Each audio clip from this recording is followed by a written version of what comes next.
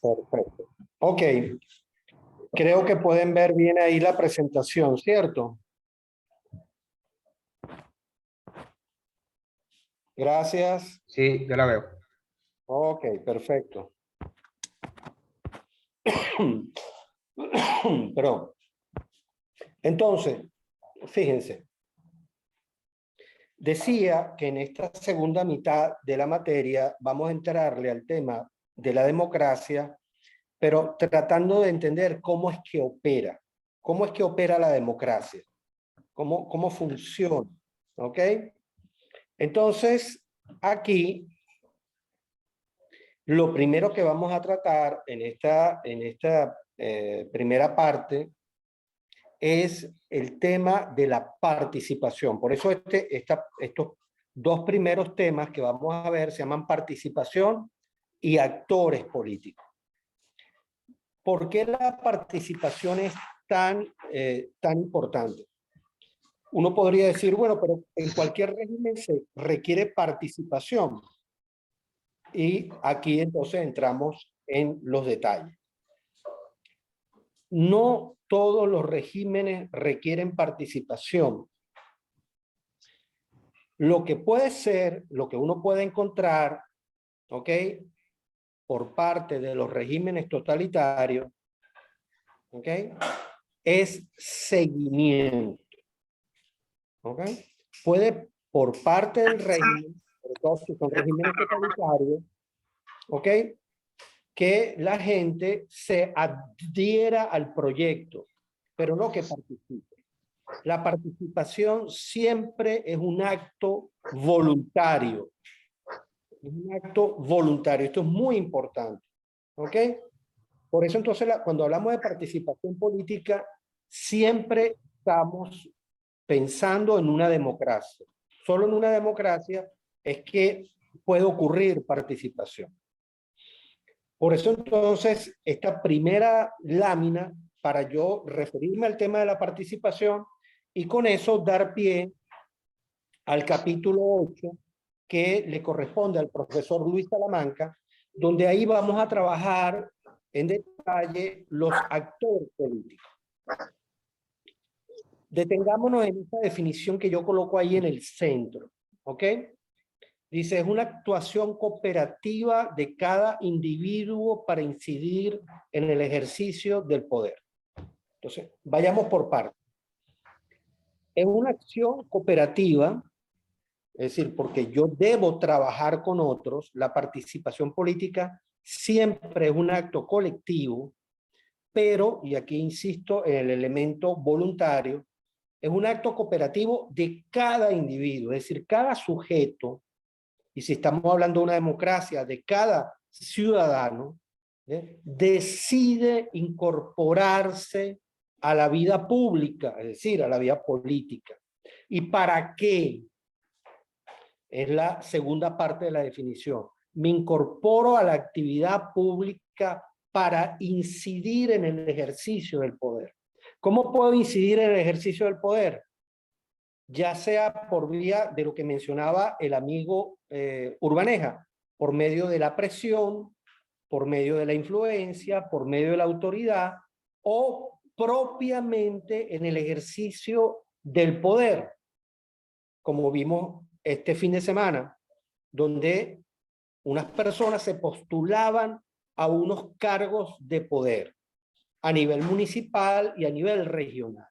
¿Ok? Entonces, eso es el primer elemento, digamos, como central que quiero compartir con ustedes. Después yo ahí coloco lo que podríamos llamar unos factores a considerar cuando uno habla de participación política. La participación política es necesaria, es imprescindible y siempre es bienvenida. Pero, y esto es importante, no necesariamente la participación política implica beneficios netos. alerta con eso. Por eso la definición que yo les pedí en el examen de el amigo Urbaneja era tan importante, porque hay algo en la definición de Urbaneja que puede parecer irónico. Cuando hay una parte que dice, bueno, al final la política es para resolver los conflictos que crea la política. Y alguien puede decir, ¿eso no es contradictorio? No, no es contradictorio. ¿Por qué? Porque la actividad política, como ya les mencioné en clases anteriores, es extremadamente compleja y padece de algo que el gran sociólogo norteamericano Robert King Merton llamaba consecuencias no previstas de la acción social, que es el primer factor que coloco ahí en la presentación. Cuando uno se activa políticamente, pasa algo que es muy importante, y es que se empiezan a desencadenar una serie de eventos, ¿ok?, que no estaban previstos, ¿ok?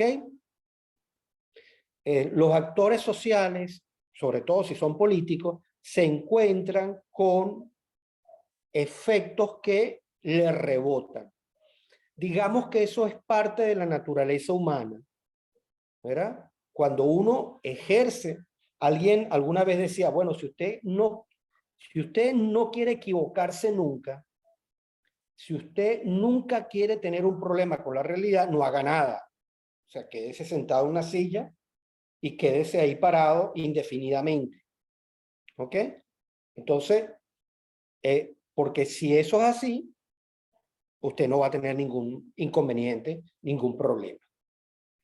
Entonces, cuando uno se activa políticamente, inmediatamente empiezan a ocurrir, como dice este gran autor, Robert Merton, consecuencias no previstas de la acción social. En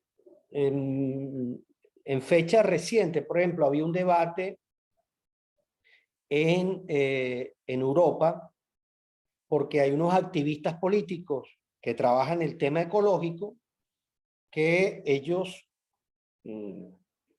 están preocupados por el tema de la contaminación, un tema que es muy válido, pero estoy en este momento pensando exactamente en el caso específicamente de España.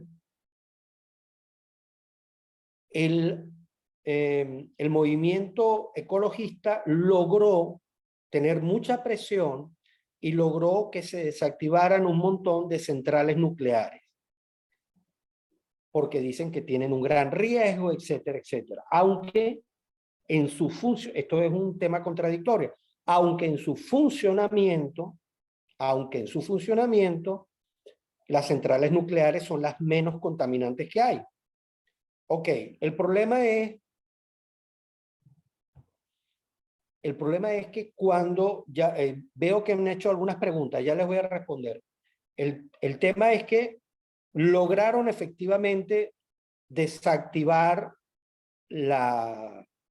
cerrar una serie de centrales nucleares en España y pasaron a otros modelos, entre ellos al modelo eólico, que como ustedes saben es el modelo que funciona con los famosos molinos que trabajan con el viento. Ahora, ¿qué pasa? Pasa algo muy importante. Dice, bueno, ahora somos muy ecológicos, sí, pero ocurre que el viento no sopla siempre. Entonces, cuando no sopla el viento, los molinos no generan electricidad. Y tú no le puedes decir a España, dice, bueno, párense. Entonces, fíjense qué curioso. ¿Qué ha hecho España en los últimos años, desde que cerró sus centrales nucleares? Cuando tiene vacíos de corriente, le compra electricidad a Francia. Y pregunten de dónde viene la electricidad de Francia, de centrales nucleares. Pero ahora, este modelo que adoptó España todavía se ha agravado más, y pregunten recientemente cómo es que se están calentando los españoles, utilizando nada más y nada menos que carbón que están importando de Indonesia. El carbón, como ustedes saben, es una de las fuentes más contaminantes que hay. Por eso los chinos son el país más contaminante que hay porque es el que más carbón utiliza. Esto es un ejemplo para que ustedes vean cómo un grupo político, ¿verdad?, trata de promover una línea estratégica que digamos que en principio cualquiera de nosotros suscribiría. Oye, sí, qué chévere, lo ecológico, la cuestión. Y al final, la consecuencia no prevista es que terminas contaminando más que antes. ¿Ok? Esto es un ejemplo, puede haber muchos otros ejemplos. Ya va, que hay unas preguntas por ahí.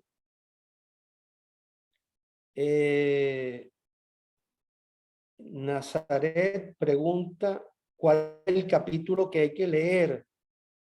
El que había que leer para esta clase es el capítulo 8, está en el plan de clase, Nazaret. Y Stephanie dice, o sea que cuando nos activamos políticamente pueden ocurrir cosas no planeadas por las figuras políticas. Exactamente. Por eso entonces, una de las cosas que a mí me llama la atención, por ejemplo, en esta apenas 48 horas, poco más, 72 horas que acaban de pasar de las elecciones, es que a mí me llama la atención, yo no sé si ustedes siguen esto por las redes sociales, especialmente por Twitter, pero impresionante la cantidad de expertos de todo tipo haciendo explicaciones sobre lo que acaba de pasar. Entonces, lo que acaba de pasar es extremadamente complejo.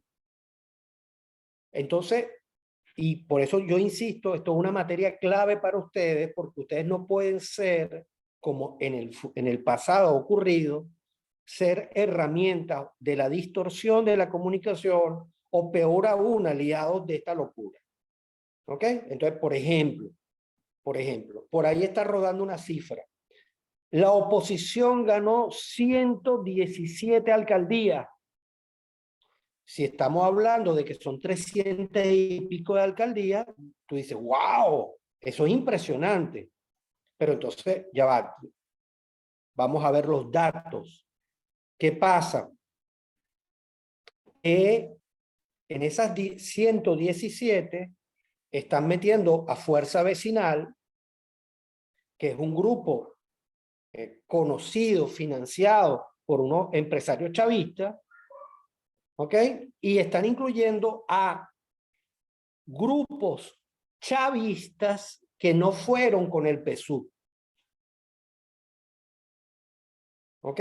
Entonces, entonces realmente la oposición hasta el día de hoy, porque además toda esta, el CNE todavía no termina de dar la cifra definitiva, pero que se conozca hasta el día de hoy, efectivamente, lo que entendemos por oposición, ganó 59 alcaldías, que no está mal, pero fueron 59, no 117. ¿Ok? Entonces mucho cuidado con esto porque, como digo, el manejo de los procesos políticos, o por ejemplo, las declaraciones que dio ayer Capriles Radowski, pareciera que la intención que tenía con las declaraciones que dio ayer era como tratar de posicionarse en el tablero político y presentarse como un mediador de las fuerzas de oposición. El efecto fue todo lo contrario. Por eso el ejercicio de la política es tan complejo. Ok, por aquí ustedes tenían una pregunta. Eso quiere decir que el suceso de ecología es un fenómeno politizado. Todo está politizado. La religión, el sexo, el cine, el teatro, la televisión, la poesía, todo está politizado. Por eso es tan importante que ustedes conozcan de esto. Entonces, y no necesariamente está mal que esté politizado, el problema es cómo se politiza. Entonces, por ejemplo, hay grupos antisistema de izquierda en Europa que siguen insistiendo, por ejemplo, en decir que el capitalismo malvado contamina. Efectivamente, los países capitalistas contaminan, pero ocurre ocurre que el país que más contamina en el mundo, ¿ok? Pero cuando digo que es el que más contamina, es que si usted suma la contaminación de todos los países desarrollados, esa contaminación apenas es un pedacito de lo que contamina un país gobernado por el Partido Comunista Chino. Sin embargo, los grupos antisistema que operan en Estados Unidos, Canadá, Europa, Japón, siguen insistiendo que el capitalismo malvado es el que contamina. No, el que contamina es un partido comunista que maneja una nación muy grande utilizando no propiamente capitalismo, sino un mercantilismo aliado con un Estado totalitario, que es otra cosa distinta. Ok, ahí tenemos entonces el primer elemento, las consecuencias no previstas de la acción social. Por eso es tan importante en el activismo político hacer cálculos. Hay muchos antipolíticos que, por ejemplo, acusan a los políticos de que son calculadores. Político que no sea calculador es un mal político, porque entre las cosas que tiene que hacer es calcular cuáles pueden ser las consecuencias no previstas de la acción social. Otro elemento importante, otro factor a considerar que yo coloco aquí, es que la acción, la participación política va más allá de los políticos profesionales, ¿ok? Entonces, cuando se habla de acción política, de participación política, se piensa en los políticos profesionales que están en un partido político. Eso es correcto, pero está limitado. La participación política puede y debe venir de cualquier sector de la sociedad. Los empresarios pueden y deben participar políticamente. Los grupos religiosos, el movimiento estudiantil, las universidades, los sindicatos, los comunicadores sociales. ¿Okay? Entonces, cuando aquí estamos hablando de participación política, estamos hablando de la intervención que hacen los ciudadanos en general, más allá de los políticos profesionales.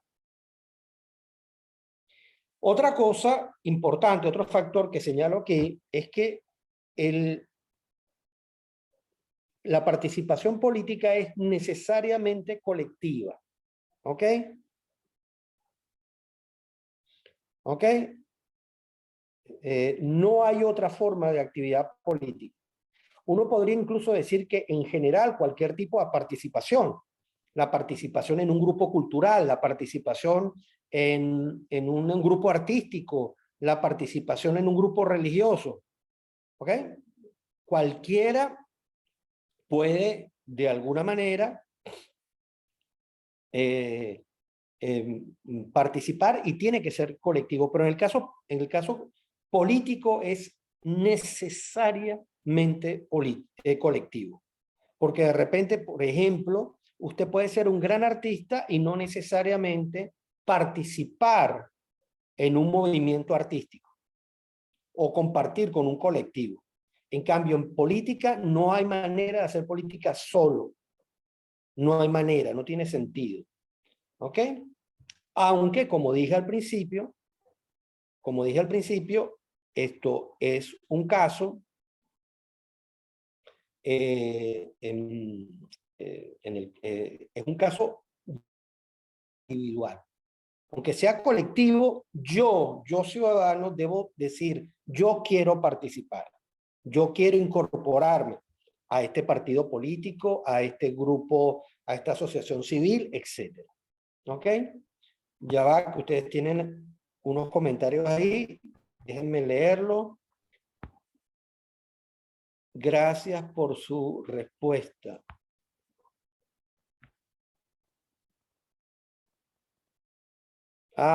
William dice, ajá, sí, Greta hace lo que hace por Greta Thunberg, sí.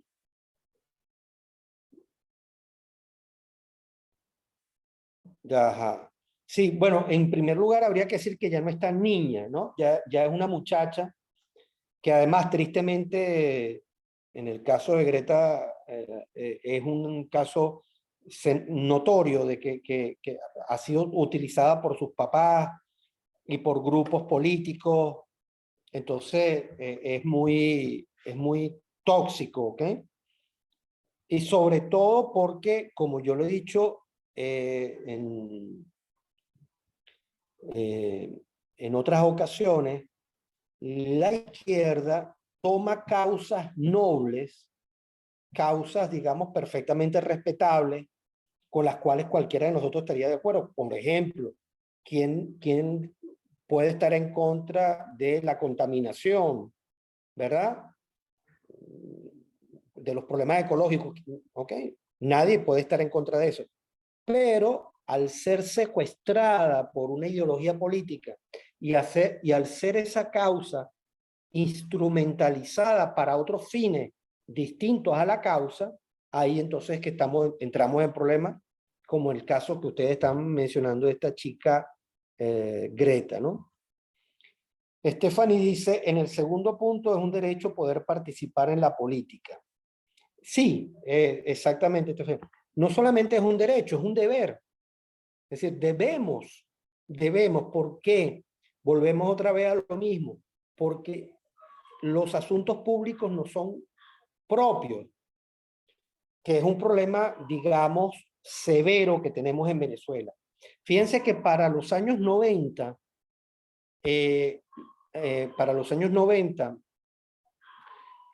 la UCAP hizo una investigación sobre varios temas políticos y uno de ellos tenía que ver con el nivel de participación de la gente.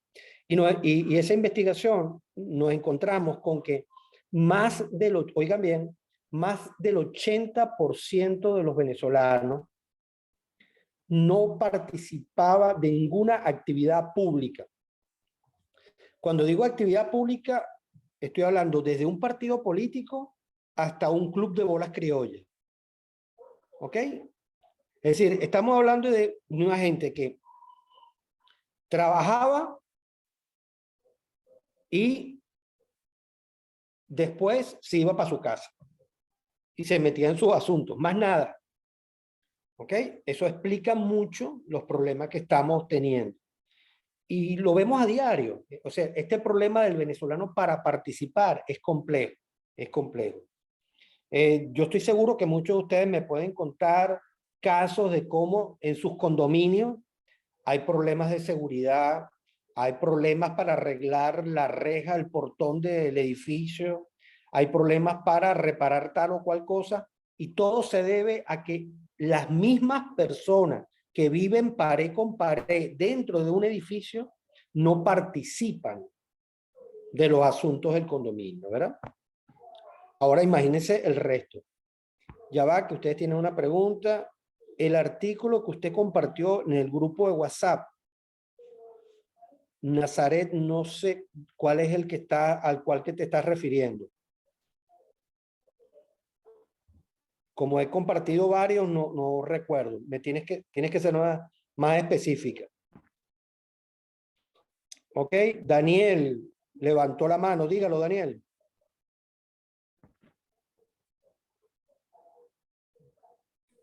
Adelante, Sí, profesor. Daniel. Este comentario que usted acaba de hacer sobre la poca participación del venezolano en actividades públicas y políticas, ¿es propiamente de la sociedad venezolana o se extiende hacia Latinoamérica, o sea, hacia la sociedad latina como tal? Muy buena pregunta. Mira, yo diría que en general en América Latina tenemos un déficit en esa materia, pero digamos que en el caso venezolano ese déficit es mucho mayor.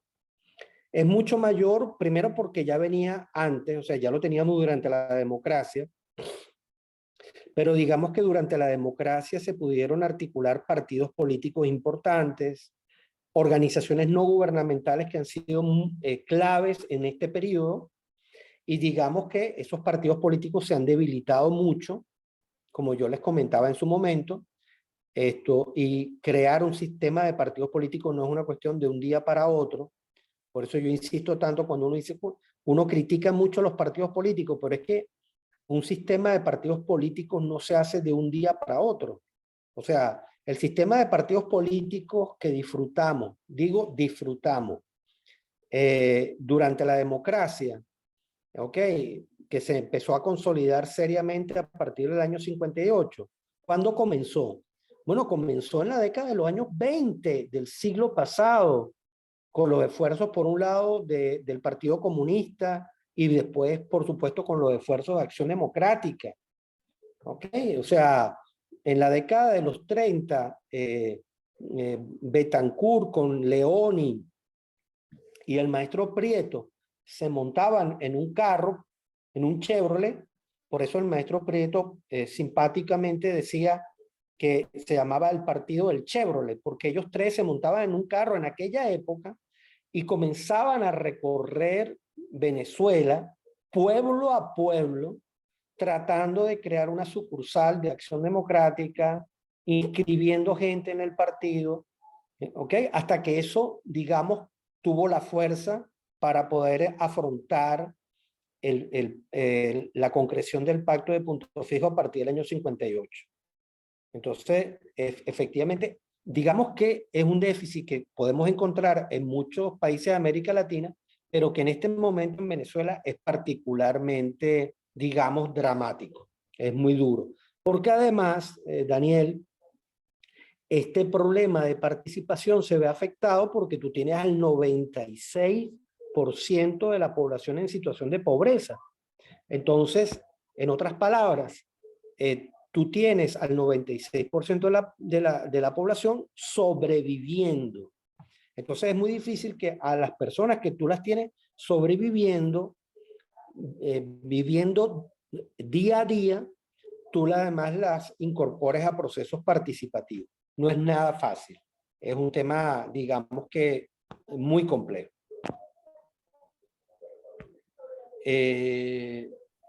Perfecto, gracias. No, a tu orden, Daniel. Ok, ya nos queda poco de esta sesión, pero bueno, ahí seguimos. Otro elemento importante, otro factor, es que la participación le da orden y estabilidad a la sociedad. Cuando uno ve el caso, ya lo hablaremos en su momento, pero cuando veamos el caso norteamericano, Norteamérica es un país tan estable y tan ordenado, no solo porque, bueno, le funcionan bien sus instituciones públicas, el Congreso, el Tribunal Supremo de Justicia, el gobierno como tal, el poder legislativo, sino porque es una sociedad con unos altos niveles de participación.